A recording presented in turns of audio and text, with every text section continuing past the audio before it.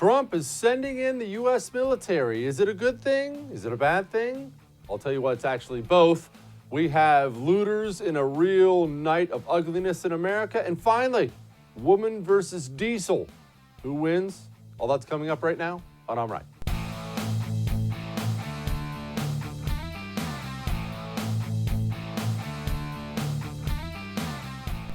Before we get to my amazing monologue tonight, I want you to hear from the Prez first, because I'm going to bounce off this.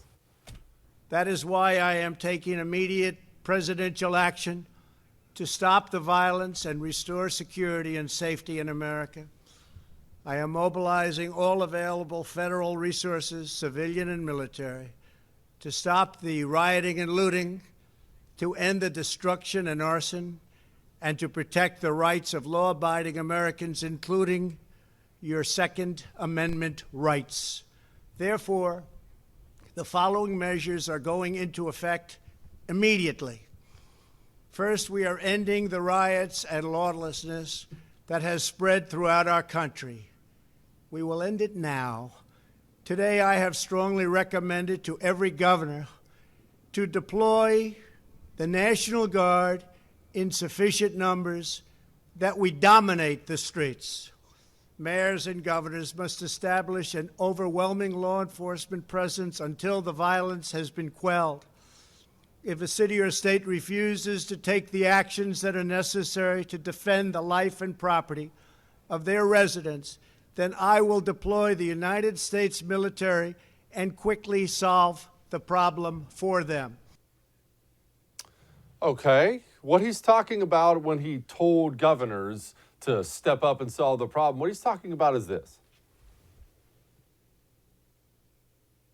What happened in the state of Minnesota, they were electric stock all over the world.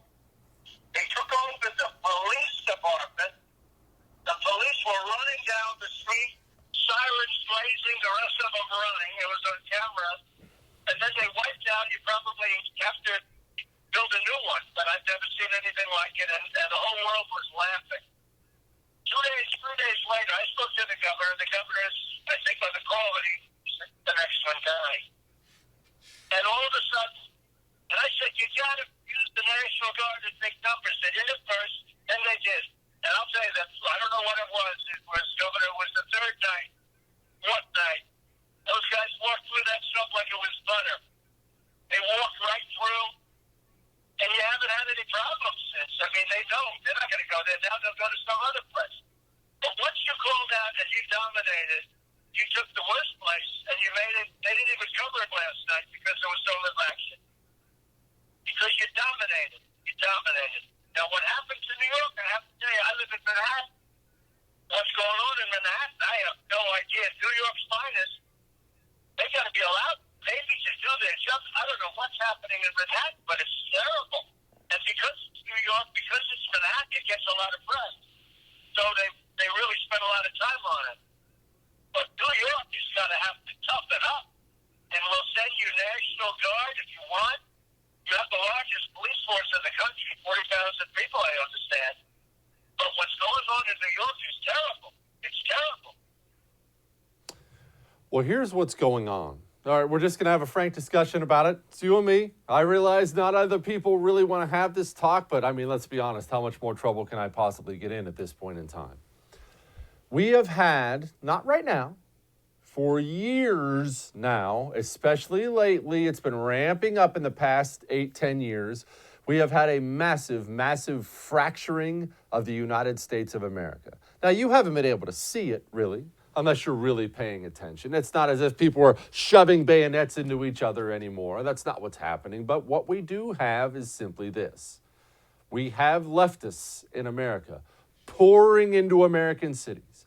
We have people on the right, people center-right, fleeing American cities. There's always been and will always be a divide between city people and country people. I don't just mean in the history of America, in the history of the world. City people look down on country people as these idiotic, uneducated rubes, and country people look at city people as these godless, weak savages who can't skin a deer. That division has always been there. It's not been this bad in America ever, because we continue to have one ideology flee the rural areas into the urban. We continue to have the other ideology flee the urban areas into the rural, which is why when you look at like an election map of the United States of America, of the congressional districts and how they voted for president, it's bizarre to look at. You look at America geographically, and it's a sea of red. It's virtually all red. And yet Hillary Clinton did win the popular vote. She got more votes than Donald Trump, because in this sea of red, there's these urban areas of blue, blue, blue, blue, just randomly put in there. America has been going like this, big time. And as a result of that kind of separation, and as a result of the radicalization of the Democrat Party, the big cities are something that they really haven't been. Yes, there's always going to be more crime in a big city. That's just the nature of having more people stacked on top of each other and more poor people stacked on top of each other. Poverty equals crime so much of the time. That's just human nature. It's fine. But what we've seen is these leftist idiots are now putting into place these policies, these, super woke, super gentle policing, super hands-off, well, look how friendly we are policies in the United States of America. They're putting them into place in American cities. And now, not only are they unprepared for things like we're seeing now, they don't want to deal with things like we're seeing now. The New York Police Department is, by all accounts, or at least throughout its history, has been maybe the finest police department in the world. Their counterterror unit is amazing. They have some of the best people. They have been completely kneecapped by the mayor, not by some crazy outside force. The mayor of New York is openly siding with the rioters against the New York City Police Department. If I had told you that even 15 years ago, you would have said I had lost my mind. That'll never happen in America. But that's where we are right here. So what you're seeing is, let's see, I ran for office as the super woke gentle guy. Everybody bust all these cops. That's how they run for office. That's how they operate their police departments. And now you have riots on your hands, and riots with loads of black people in them. When you ran for office on America's racist, don't worry, I'll fix it. I'll be the white savior guy. That's how you ran, and now you don't know what to do. Now you're Bill de Blasio. Now you don't have the freedom to step up to the police department and say, I don't care what color they are. If somebody's rioting, they're in cuffs, bash them in and send them to jail. You can't say that. You won't say that. Well, what are you going to do? You're going to sit back and you're going to play your cards right. And you're going to know President Donald Trump has got to stop this at some point in time, because someone has to stop this. Somebody has to stop American cities from being burned to the ground.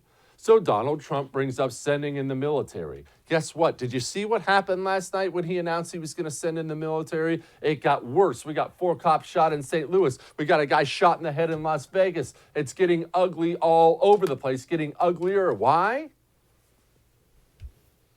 Because they want Donald Trump to send in the military. If you're some jerk mayor like de Blasio, you get to put down the riots, which you do want to stop, and you get to put down the riots while blaming all the collateral damage from putting down the riots on Donald Trump. You don't have to appear racist. Donald Trump, he's clearly the racist. And that leads me to my major problem with sending the military into U.S. cities. I'm not saying I disagree with Donald Trump. That's not what I'm saying at all here.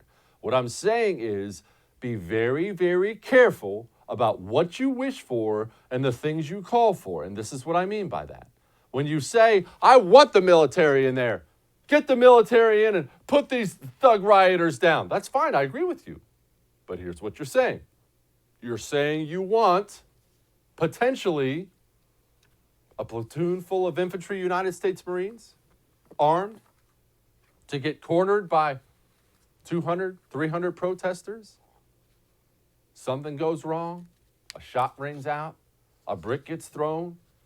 And now you have on camera, because this is America, everything happens on camera. Do you want to witness on camera a Marine Corps infantry platoon mow down 100, 200 American citizens? You don't want that, people. You don't want that. And if you start mixing in the United States military with violent rioters, when for the most part that is not the mission of the United States military, you are asking for trouble. I was an infantry Marine. We were trained to do a lot of things. You know what all those things involved? Killing people. You know what they didn't involve? Well, let's do we'll do police work. No, I was trained to break things. Breaking things and police work oftentimes do not go hand in hand. So I'm not saying I disagree with Donald Trump. I'm saying you and I, when we sit there and cheer, when we hear the military's coming in, woohoo, we're going to lock them down. Remember, you're asking for a televised, potentially very bloody confrontation between U.S. troops in an American city and another American citizen. Maybe a scumbag citizen, but a citizen nonetheless. Keep that in mind and be very, very, very careful what you wish for, because that sets up a scene that will live on through the ages. You've all seen that picture at Kent State, standing over the dead body, shot by the National Guard troops. What if that's 10, 20, 30 people in the streets of New York City? Do you think that image lives on? That image lives on. Now, Donald Trump gave his press conference yesterday, then stormed out, stood in front of St. John's Church, which was, of course, burned by these idiots, held up a Bible. Here's the picture of it. I liked it. A lot of people said it's a photo op. Yes, that's clearly a photo op. I don't know why people are mad about that. Yes, it's a photo op. Image matters. Image matters a lot. Hillary Clinton, of course, had to open up her pie hole. Quote, "Tonight, the President of the United States used the American military to shoot peaceful protesters with rubber bullets and tear gas them for a photo op. This is a horrifying use of presidential power against our own citizens and has no place anywhere, let alone in America. Vote." Elizabeth Warren stepped up and said, quote, "The President of the United States tear gassed peaceful protesters in order to clear the way for a useless photo op outside the White House, just after vowing to activate the military against our own people. Lives and our democracy are in danger. This is just like the Sand Creek Massacre." Oh, wait, she didn't add that last part. I did that. These Democrat politicians are jumping all over this whole thing. I told you we were going to have a great night tonight. Now, I know I'm going to have a great night tonight.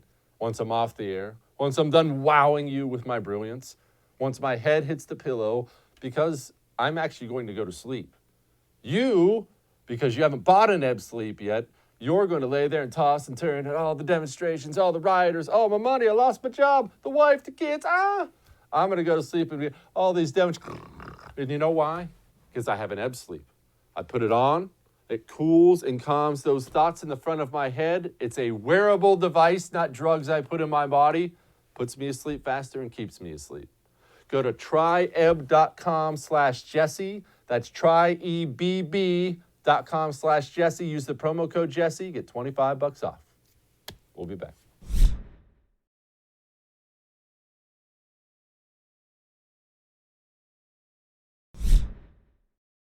I'm going to keep this as brief as humanly possible, and I'm about to do that thing that I hate doing, that I basically never do, but I feel like it's fair that I give you a warning because I know so many of you watch this show with your kids. Look, I totally understand you wanting your kids to grow up and be like me. I tell my kids, all you want to do is try to be like Dad. But in all seriousness, this one is going to be a little rough. I'm going to show a couple video clips of some police officers being injured, in some cases severely. There's going to be gunfire, and so I just want to give you a heads up. We handle these things as delicately as humanly possible. We don't do gore porn on this show, and I certainly don't like to see America's police officers being hurt in any way. However, we also do not avoid the truth on this show. I tell you and I show you exactly what I think and exactly what's going on, and this is the ugly truth of the matter before I get to the videos. Right now, in America's cities, and lots of them, vast numbers of people, we're not talking protests of 10, 20 people, large numbers of people are protesting. They're protesting and rioting against police. Many of the people in these crowds believe the cops are the enemy. They believe the bad guy is the police department. That's a very, very big deal. When you have large groups of angry young men out there believing they have an enemy to fight, believing their cause is the righteous one, men are capable of very, very terrible things. Here was St. Louis.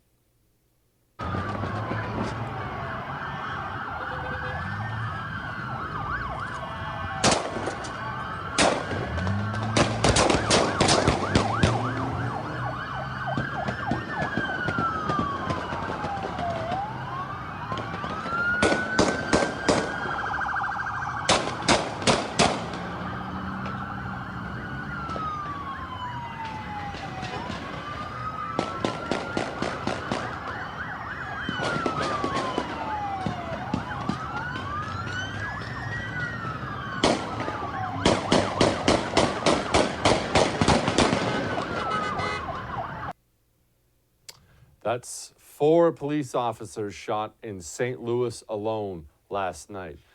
We had a police officer shot in the back of the head, execution style, in Las Vegas. Keep his family in your prayers.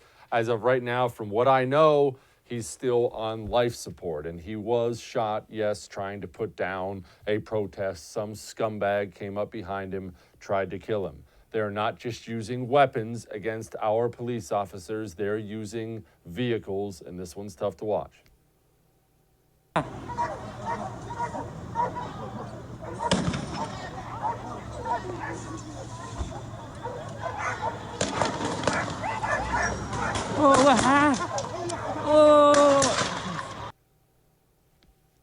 And there was another one in the Bronx.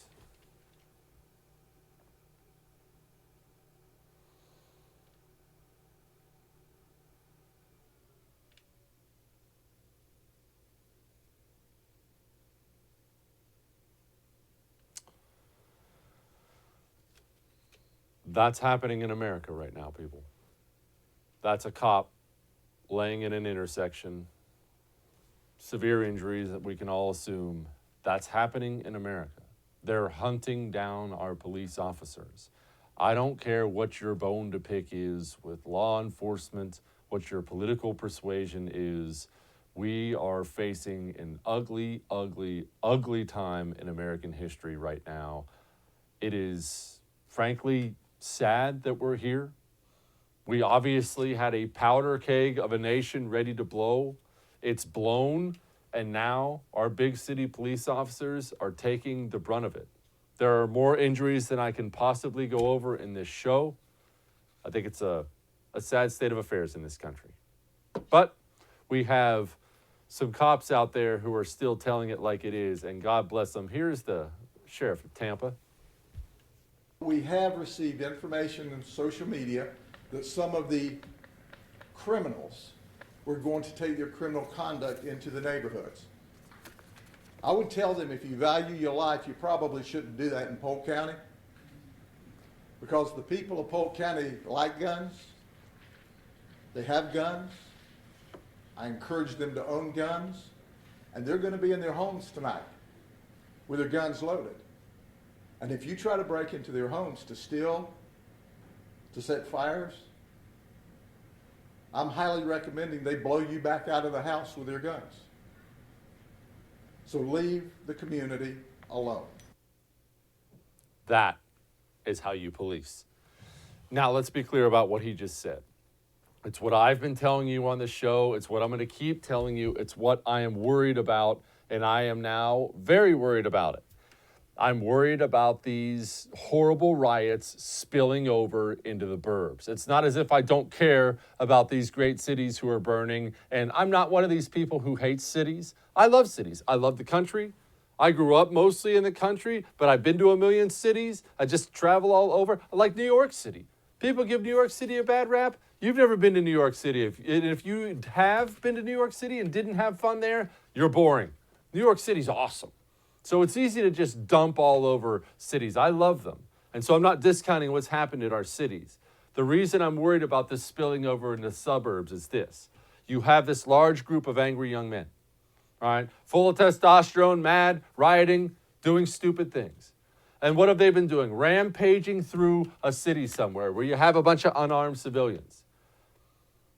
That's not the suburbs. People move to the suburbs for a purpose. That purpose is almost universally more safety.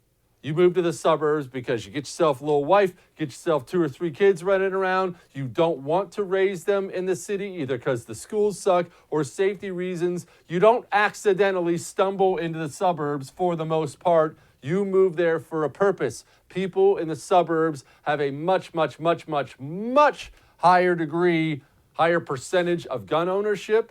They are willing to use them because, remember, they prioritize safety so much. They left all the great restaurants and all the great concerts and all the great fun of a city and chose to move to the white picket fence boring suburbs. Why?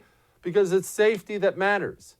And so if these people in the city, these rioting scumbags, if they decide, well, I guess we're done here in the city, let's head out to the burbs, and that becomes a thing. And I'm worried about that becoming a thing because we have so many of these mayors not willing to put down these protests. I'm now worried we are going to have many people getting hurt. I'm worried we're going to have videotape that I'm going to show you that's not going to involve one person laying down with severe injuries. It's going to involve multiple. I will tell you, I personally know several people in my suburb alone that are heavily armed, already communicating, already prepped. And I don't want that. That sounds like a really fun thing, you know, when you're just on your keyboard. Oh, I'm going to get me some rioters. Nobody wants that, man. Nobody wants that. Even though I hate most of these scumbag rioters, we don't need that. That's American on American garbage. We do not need that at this point in time. I hope President Trump, the governors, the mayors, the police departments, the National Guard, I hope they can get their arms around this and get this problem under control. If they do not, if there's another few nights of this, you watch it spill, and that is when it's going to get really bad. Let's hope we avoid that. All right, we got more. Hang on.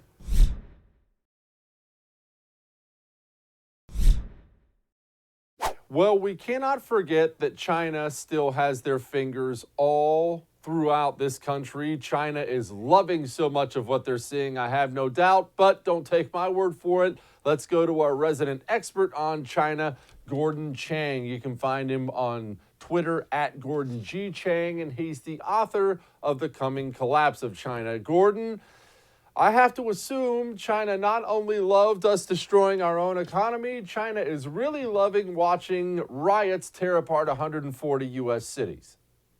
Well, they certainly are, because since Saturday, we've seen a malicious disinformation campaign conducted by the Global Times, which is a Communist Party tabloid, but also by the Foreign Ministry. And some of these comments from China are really corrosive. So we have to assume that Beijing is enjoying this, reveling in this.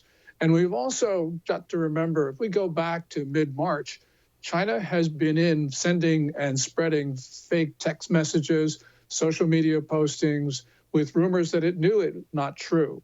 This according to the New York Times. So basically, China's gone into the business that Russia apparently is in terms of trolling the United States, causing divisions here. Explain what messages you're talking about. Maybe not the text messages, but the headlines when it relates to these horrible riots and whatnot. What are they doing? Well, first of all, when Morgan Ortagus, the State Department spokeswoman, talked about Hong Kong, the Chinese spokeswoman, she came back and said, only one message, I can't breathe. And then that started a number of messages from the Chinese Foreign Ministry warning about counterattacks. And then the Global Times chipped in with its messages about how the United States was racist. So really, this has been something that we have seen from Saturday forward, and the messages just haven't stopped.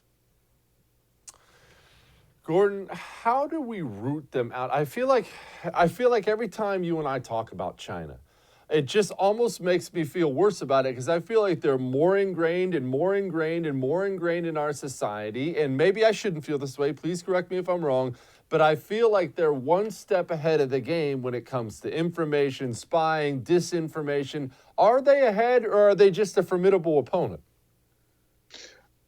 They are ahead, and it's largely because the United States is an open society. So that means that Americans can have debate in the public square, but it also means foreigners get involved.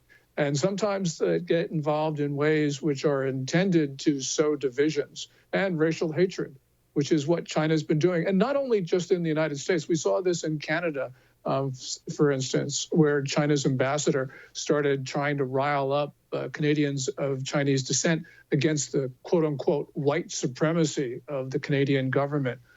They are ahead in a sense, but the one thing we can do, and this is something I think we're going to have to do, is to decrease our vulnerability and exposure to China by cutting our ties. What ties do we still need to cut? I understand President Trump has been really aggressive with China, much more aggressive than any president I can remember. What are some at least glaring ties that are still out there that we really need to snip? I think we need to cut trade to a minimum, certainly stop American investment dollars going into China's equity markets. And most important of all, we need to cut these tech sharing agreements that American companies have with China, because those agreements basically pipeline information into the Chinese military, because Beijing has this civil military fusion doctrine, which means that anything you do with a Chinese quote unquote civilian institution is available to the military. And on this, you have Google's partnerships with Chinese universities on AI, for instance. So these are things that I think that we're going to have to end. And the president has the authority to do that under the 1977 Act, the International Emergencies Economic Powers Act. This would be drastic, but on the other hand, what China's doing to us is drastic. You mentioned AI, and I'm glad you brought this up. People find this fascinating. Obviously, it's something from the movies. Everybody's seen Iron Man. I mean, everyone knows what it is. How advanced is China when it comes to things like AI, and how much more advanced than us are they? Are they just keeping pace? Are they way behind? Are they light years ahead, and we're about to be invaded by Chinese robots? Well, in certain tech areas, we're ahead. Other tech areas, they're ahead. Specifically on AI is where the United States does have a lead. Maybe not a big lead, but we've got one nonetheless. Our problem, though, is that AI is powered by data. We have restrictions on the amount of data that can go into our systems. China doesn't. So eventually, even though their technology is not as good as ours, because they've got more and more data that they can feed into their systems, they may end up with artificial intelligence which is superior to ours. Gordon, can you elaborate what happened with Hong Kong? Look, Americans fundamentally do not understand the China-Hong Kong dynamic anyway, yet we were just told Hong Kong's no longer politically autonomous. Americans went, oh no, that sounds bad. Can you explain what it actually means? Sure. Britain handed over Hong Kong, as they say, to China in 1997. And China, according to a treaty with Britain, promised 50 years of a high degree of autonomy, according to the one country, two systems formula. At the National People's Congress meeting in Beijing, Beijing just passed what is called Article 23 national security legislation. They bypassed Hong Kong's Legislative Council, where we would expect this legislation to be enacted. This legislation is extremely unpopular in Hong Kong, which is the reason why it never got passed. So Beijing decided to just ram it through its own legislature, which is basically a rubber stamp. And this is basically the end of autonomy in Hong Kong. People are expecting, and I think reasonably expecting, that because Beijing has closed off the political process in Hong Kong, that this struggle is now going to end up on the streets. On the streets, as in more of what we've seen with these Chinese riot cops chasing out civilians? Are we talking Chinese military? What does on the streets mean? Well, right now, it's just the Hong Kong police, which is acting even more thuggishly than usual. There are reports which do have some credibility that China has been putting either its People Armed Police or People's Liberation Army troops on the Hong Kong streets in the guise and the uniforms of Hong Kong policemen. That remains to be confirmed, but there's video evidence certainly suggesting that's the case. What people are concerned about long-term, of course, is that China formally deploys its troops to Hong Kong's streets. And that's when it really gets ugly, because then it becomes open warfare. We're talking about Beirut. And this is not necessarily a fight that China will win, largely because you've got a bunch of insurgents who are willing to die, supported by something like 80% of the population. And that means a long-term insurgency. You think Hong Kong can stand up to China for that long? It could stand up to China for a very long time. Look what Vietnam did to us and to the French. People in Hong Kong, some of them are absolutely determined because they believe that this is last stand. This is defending their homes. And they view people from China as foreigners, as colonialists. Now, not everyone in Hong Kong feels that way, but the independence movement, which was non-existent 7-8 years ago, has now picked up steam in Hong Kong, largely because they see China overreaching. You know, if China had done nothing until 2047, which is the end of the 50-year period, there would be no demonstrations, no riots, no anything. But Beijing has decided to meddle. That's the way communists are, by the way. And because of that, we now have an insurgency. Insurgencies can disappear for long periods, but they always come back. And what we are seeing, especially after the coronavirus epidemic has subsided in Hong Kong, they're back to street fighting. Why are communists that way, Gordon? Because you're right. I mean, it's clear no matter what they believe, no matter what their political philosophy may be, they never look at any area where they're not involved and think, I don't need to go there. Why?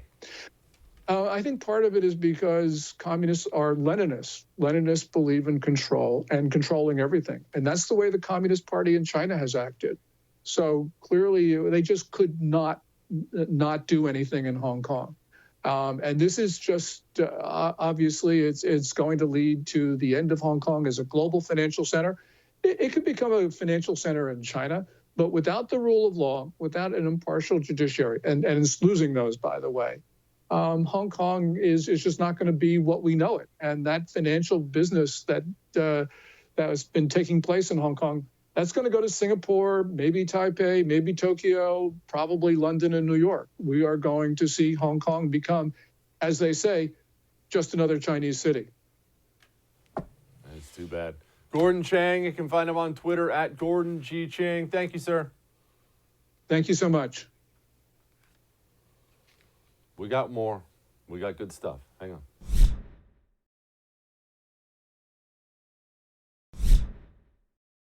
Well, we can't forget about the fact we have a southern border. We still have drugs pouring into America. And to talk about that and other things, we're joined by Matt Pinsker. He's the author of Crisis on the Border, an eyewitness account of illegal aliens, violent crime, and cartels. Matt, before we even get going on the actual border, you're going to have to forgive me, but I notice city after city after city in the United States of America seems to pass laws that say illegal aliens, you are more than welcome to come here. In fact, we encourage you to do so. This has to have a major effect on the border. Oh, of course. It encourages people to come to this country. When I was there in court prosecuting people for illegal entry, they were openly admitting that they were coming to America to take part of the benefits offered, the welfare state, education, as well as numerous other benefits that are geared for citizens and legal immigrants. However, illegal immigrants are openly saying they're coming here for welfare, to send their kids to our public schools funded by our taxpayers, as well as other benefits, whether it's public roads, our law enforcement, you name it. I mean, they're not hiding the ball. I would love to have camera crews in a federal court at one day on the border to see the illegal immigration docket. We prosecute 100, 200 people any given morning, and they were very open and honest about what they were here to do, why they were coming here. I detail it in my book as much as my publishers will let me, but there's a lot more that needs to be told. What do the American people need to know? But here's what worries me, Matt. I hear you say things like this, and I know them to be true because I've talked to other people down there. And I feel like it's not that the Americans don't care about it. they're just so used to it by this point in time. At least one party, and I would argue half of the other major party, is openly courting this. And the American people are so used to it, they don't even have the energy to get outraged about it anymore. Wow, of course they're pro-illegal immigration. Well, it used to be that Democrats would say they wouldn't say the quiet part out loud. Now they're openly saying they're trying to skew statistics because they think illegal immigrants, or at least their children, will vote for Democrats. I mean, they're not hiding. Members of the Quad have gone on the record saying that this is their goal, this is their motivation. So they're not hiding the ball. We shouldn't pretend otherwise. As far as the need, even say that out loud. In fact, it was Nancy Pelosi and Chuck Schumer, you say that there was a need for borders. Barack Obama said we need to secure our border. A lot has changed in the last 10 years. But I felt like we were on the same page. We want to secure the border. Now that's no longer true for at least one half of America. But here's the most shocking part, though, to me. It's not the illegal aliens entering the country. It's the cartels. And what I mean by that is most people incorrectly believe illegal immigration is just. It's a lot more to it than that. 99% of all persons I prosecuted for illegal entry were actually being trafficked in by the Mexican drug cartels. What that means is we don't just have people entering the country. We have organized crime. We have cartels that are exploiting people on both sides of the border and abusing people in the worst ways possible. I wish, again, why I want cameras in the federal courts is because I wish that people could see just how badly the cartels are abusing illegal aliens entering the country. I get it, they're criminals, they should be trying to enter the country. That doesn't mean they should be tortured by cigars and cigarette burns all over them, or slashed with machetes by cartels who are trying to extort more money from them. If people were serious about wanting to protect and defend the human rights of all people, including illegal aliens, they want to secure the border. The cartels can only do this because there's a power vacuum where we're not securing the border, neither is the Mexican government, so they've stepped in to fill the gap. And as I said, 99% of all persons entering the country legally are trafficked in by the cartels, are actually charging about $6,000 to $8,000 a head. So let me give some numbers to you for perspective. The human trafficking business across the southern border alone is greater than the NBA, NFL, and Major League Baseball combined. We're dealing with more than $25 billion in business of the human trafficking across our illegal border. Not as big as a drug trade, but getting close to it. In fact, it's arguably even smarter to get involved in human smuggling instead of drug smuggling, because the sentencing is a lot looser and you can potentially make a lot more money in human trafficking than drug trafficking. Matt, I hate that I'm even going to ask this question. I'm sorry to interrupt. I hate that I'm going to ask this question. Where are they going? What are they doing with them? I mean, clearly this is a modern day basic slave trade. What are they doing with them? Because obviously we have slaves here. What are they doing? Well, actually, we know the answer, because when we catch illegal aliens, we give them a Miranda warning. And if they want to talk with us, we ask them, where are they going? What are they doing? And by the time people are caught, they figure they have nothing to lose. They just will get home as soon as possible. So they're very cooperative, and they tell us exactly where they're going, what they're doing. And over 9% of everyone we interviewed came here for work. Look, not for all the talk about refugees and asylum seekers, the reality is that over 9% of the people are coming here for jobs. And most of the people caught entering the country legally already had a job lined up. They tell us, I wanted to work with my cousin at a KFC in New York City. I'm going to work at a farm in Illinois. I'm going to do domestic work, maybe be a nanny or maid in Los Angeles. And they would tell us where they were going. They might tell us who hired them. They tell us who was paying their smuggling fees, because these people are broke. They can't pay for it themselves. They have family members here in the U.S. who are fronting the smuggling fees. And they would tell us it all. They're here for jobs. And whether or not they're here for jobs, they're still entering the country illegally. And on top of that, though, you still have the much greater problem that they're still paying $6,000 to $8,000 a piece to the cartels. But this will drive your listeners and viewers crazy. Not once did we prosecute anyone who was actually fronting the money.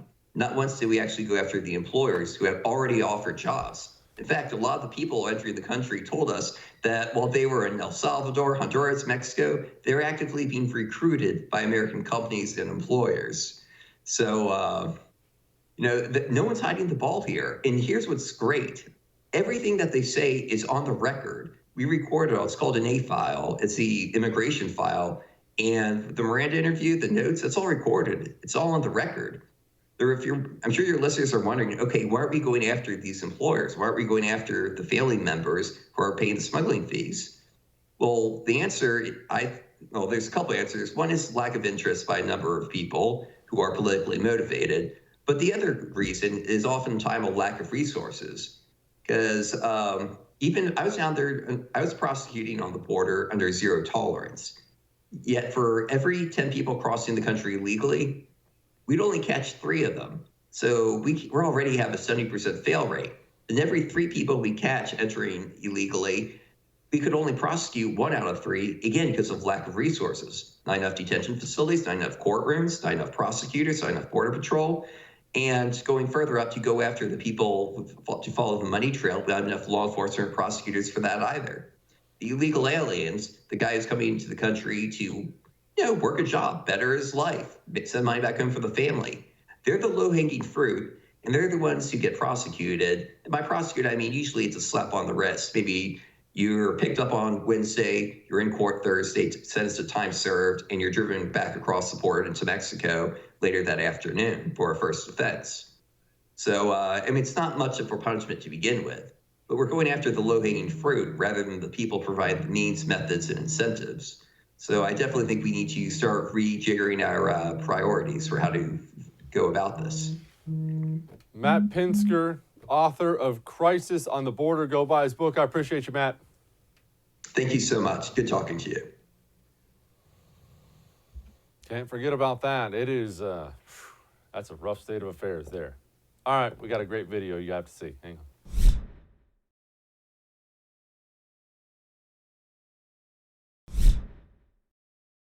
Well, every now and then, we all try to bite off a little more than we can chew. One time I sat down and I decided I was going to do a hot wing challenge. You see, we were really big on this TV show we used to love called Man vs. Food. And he would either try to eat a lot of food or he'd try to eat some really hot food. And sometimes he would just die. And I sat down for I forget what they were called, nuclear wings or something like that. And you only had to eat like 5 of them. And I tried to take down the hot wing challenge and I failed. Every now and then, you bite off more than you can chew. So when you're faced with a gigantic American diesel pickup truck towing a horse trailer, and you're a young lady, get out of the way.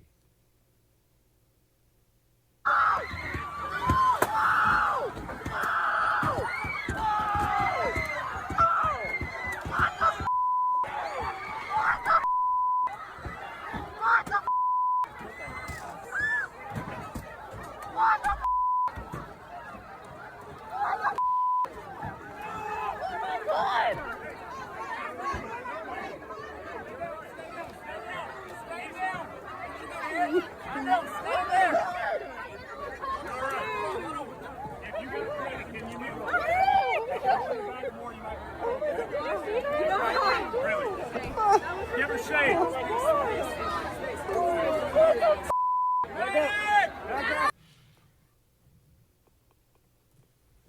Look, you're in the road.